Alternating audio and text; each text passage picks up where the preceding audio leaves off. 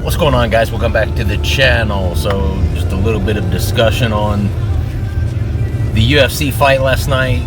Alexander Volkanovski again becoming the featherweight champion, only after it was clearly vacated by Ilia Topuria. So, you know, of course there's going to be haters and naysayers out there to say, well, he only has the belt again because Ilia vacated, which, you know, is not entirely a falsehood, because it's fair to be said that if Ilia would have remained at featherweight, then Volk would have been up for that rematch, and then he would have had to beat Ilia Topuria as opposed to Diego Lopes, which I think is infinitely a more difficult fight. With that said, taking nothing away from Alexander Volkanovski, Alexander Volkanovski looked phenomenal in that fight. He really did look like the Volkanovski of old. A couple of minutes into the fight, I was already, thinking to myself, like, yeah, Diego's gonna have a hard time winning this fight. He's going to have to just land that perfect shot that hurts, knocks out Volk. I mean, as usual, these guys, a lot of times, once they get knocked out, it seems like their chins are a little bit more subjective to getting knocked out later on in their career after a vicious knockout. So that head kick knockout by Islam, and then subsequently after that, an immediate knockout by Ilia Topuria, I think definitely has tested Volk's chin a little bit, and especially with him getting a little older as well. I was a little bit concerned whether he was really going to be able to take Diego's best shots, because we know Diego has, exhibited that he has quite a bit of power for that featherweight division. But nonetheless, Volkanovski he outclassed him. He's a better fighter. Diego is going to have to improve and have to get better. I think there's no doubt that he has, championship caliber written all over him, but he just got taken to school by a more superior, overall MMA fighter. Volk was mixing it up quite a lot, constantly feinting. I mean, his feints and the amount of feints that he used was just absolutely genius.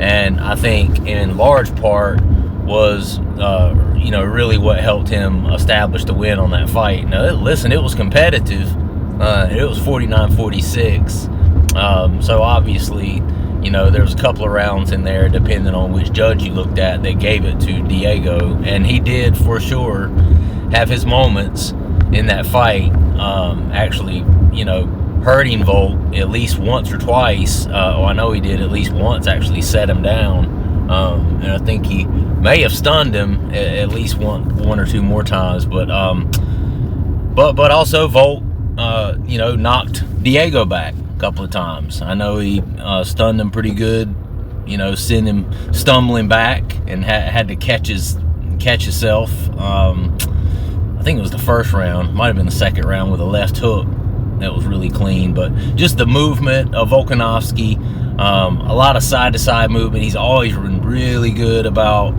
side-to-side movement. Then the leg kick, then coming in with the overhand, the slip and the overhand right. He's really good at, using that. He's got pretty long arms for a shorter guy, but against taller opponents like that, he's really, really good at that slip left and then overhand right when the longer opponent comes in with like a jab or a 1-2 or whatever. And Diego was there for it all night, let's be honest. I mean, he got hit with that specific punch a ton of times.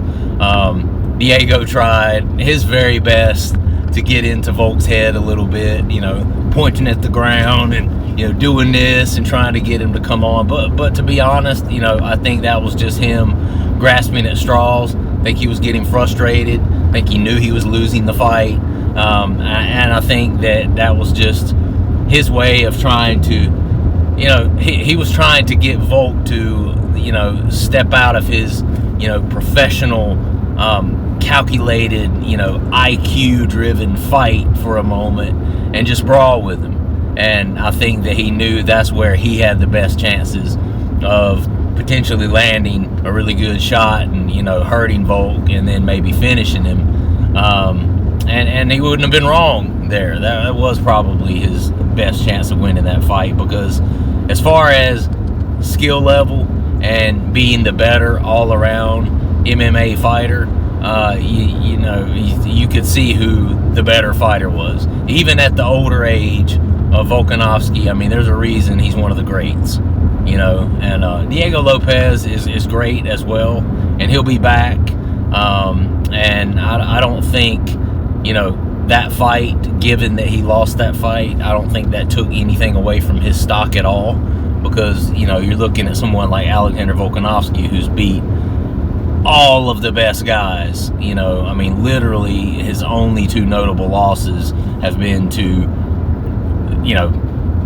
the pound for pound greatest, and then Ilia Topuria, who is probably the pound for pound greatest, just not really recognized as that yet, because he's so early on in his UFC career. But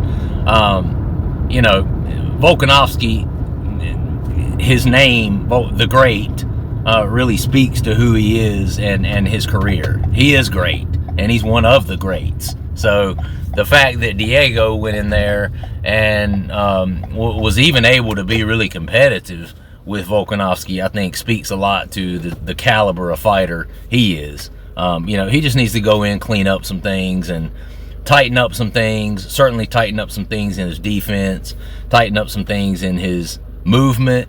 And he was in a position where he was with a guy who just outclassed him, and he didn't have a choice but to bite on a lot of the feints. And then once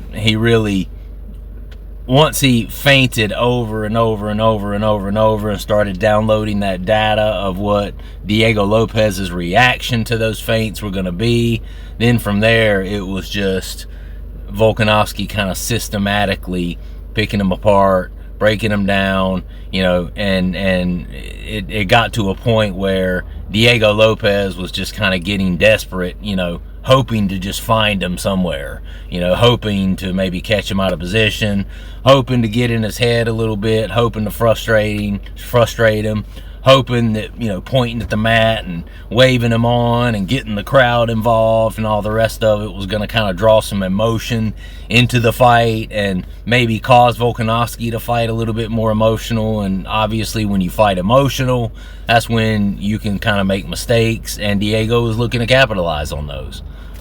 So fair play to Diego. No stock loss for him. Again, to have a fight like that with somebody like Volkanovski, I don't think that does anything but raises Diego's stock, if I'm being honest with you. But great fight. Great to see Volkanovski back. I have definitely, the first thing I thought to myself when Volkanovski won that, I thought two things.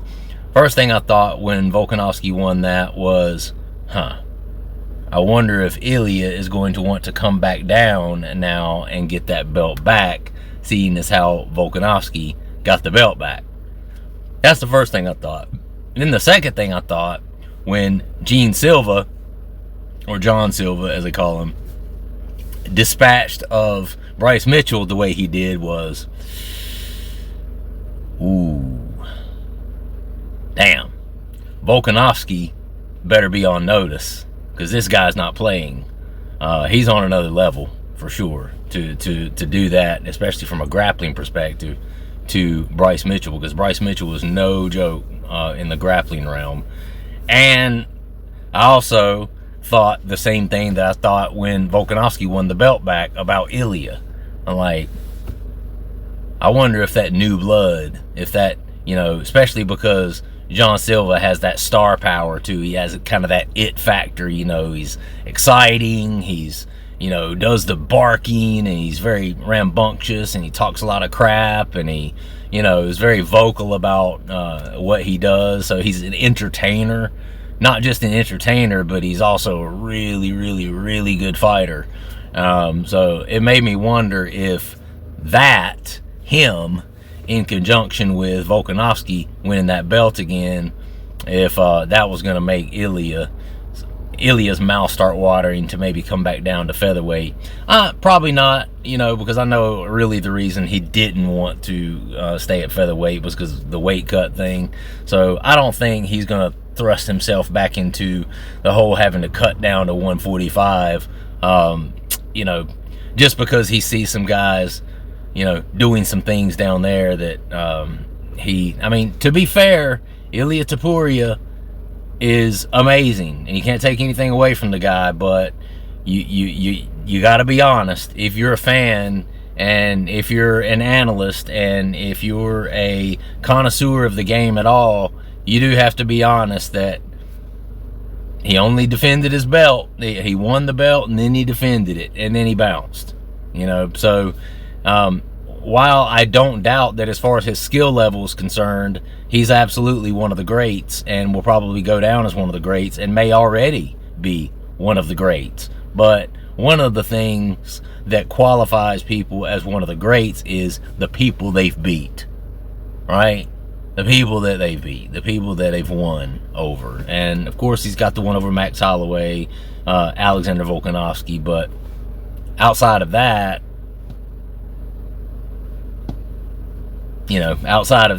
Ilia Topuria just kind of bounced and went to lightweight. And now you have Alexander Volkanovski, who's taken out Diego Lopes and is back in the driver's seat with the belt. But then you also have right on his coattails John Silva, who took out a top-notch fighter in Bryce Mitchell the way he did, chomping at the heels of Alexander Volkanovski. So I don't think that he will. I don't think that Ilia Topuria will, because I think that he's trying to save that spot for his brother, Alexandre. I might call him Alejandre. I think it's Alexandre Topuria, who's actually his older brother. But he fights in that bantamweight division. So you got to think, if featherweight's hard to make for Ilia Topuria, I imagine bantamweight's probably pretty hard for his brother Alexandre. So I think that what he's actually trying to do is go up to lightweight so that he can clear the way for, obviously either Alexandre Topuria, his brother, to go up to featherweight and run things there, or maybe his brother stays at bantamweight, and then what's his name? The guy who's the current freaking champion there. I'm having a freaking name block from hell right now. Merab Dvalishvili. They're all Georgian. They're all close. They're all friends. They've all been, Merab doesn't want to fight either one of the Topuria brothers. And, Ilia and Merab were, in separate divisions, but Alexandre Topuria and Merab are in the same division. So I think they're trying to figure out a way to kind of break that up. So I think that that's one of the reasons, and I'm getting off on a soapbox, I think that's one of the reasons Ilia really wanted to move, not just for the whole greatness aspect of it, and the cutting weight thing. I think that's part of it, but I think a lot of it was to make room for either Merab or his older brother, who also is a really, really good fighter as well. So I'm curious, man. I'm curious to see what's going to happen at featherweight. I feel like Alexandre Topuria or Merab Dvalishvili could be making a move to featherweight pretty soon. And I hate to say this, but I'm kind of looking at John Silva more so than I am Alexander Volkanovski, because Volkanovski's getting older. I think he won that belt back. I think he's really proud of that. But I don't know if I see Volkanovski being that type of guy to just continue defending it, 3, 4, 5, 6 more times. I just don't know if he has that in him at his age, especially at that weight class. So I think for him, he's done what he needs to do in the sport. Winning that belt back, I think, was a big achievement for him after having lost it. And the road that he's been on to get back to winning that belt. So I think for him, he's going to be looking at a graceful sort of ride off into the sunset and retirement within the next few fights. I just get that feeling about Volkanovski. And that leaves who? John Silva. And I think that dude is a force to be reckoned with at that weight class. And I think that really the only people that could have a potential to contend with him right now at featherweight are currently at bantamweight, if I'm being honest. But great fights. Michael Chandler got his ass beat. I felt like that was going to happen. I felt like the grappling of Paddy Pimblett was going to be the issue for Chandler, and it was. He had a couple of moments here and there, but all in all, Paddy's just he's just better. And you know, Michael Chandler set out for a couple of years waiting on Conor. I think that really hurt him. I think his age is starting to show a little bit.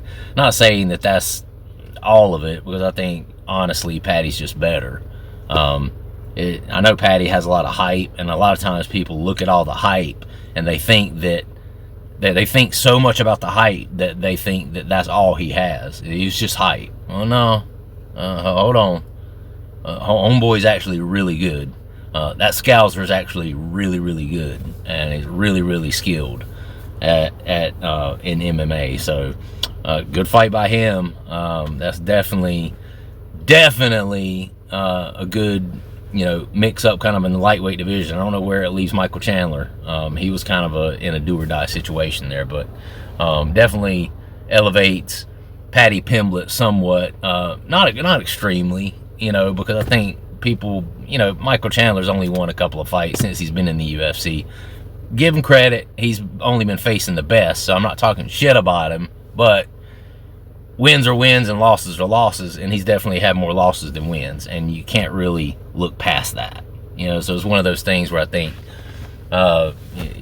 you know, kind of looks bad for Michael Chandler at this point. And you know, people aren't going to give Paddy a huge amazing ton of credit for beating Michael Chandler just because Chandler has lost so many since he's been in the UFC, despite the fact that it's been to really good people. I think it definitely bona fides, you know, Paddy as a good, strong top 10 guy. And I think, honestly, he could probably beat some guys in the top 5, if I'm being honest. We won't talk about that in this video, but I think it elevated Paddy a little bit. Did it elevate him a lot? I don't know. You know, because you're looking at a Michael Chandler who set out 2 years waiting for Conor, and then he got taken to school and worked by Charles Oliveira in his last fight. So you can't help but think either Chandler is starting to kind of go downhill somewhat, or Oliveira has just gotten that much better. It could have been a little bit of both. But, yeah, Paddy Pimblett, either way, making you know, etching out a place for himself in the lightweight division. But good card, good fights. Let me know what you guys thought of them. Leave it down in the comments. Like the video, subscribe to the channel if you would. I'll see you guys on the next one. All right, peace.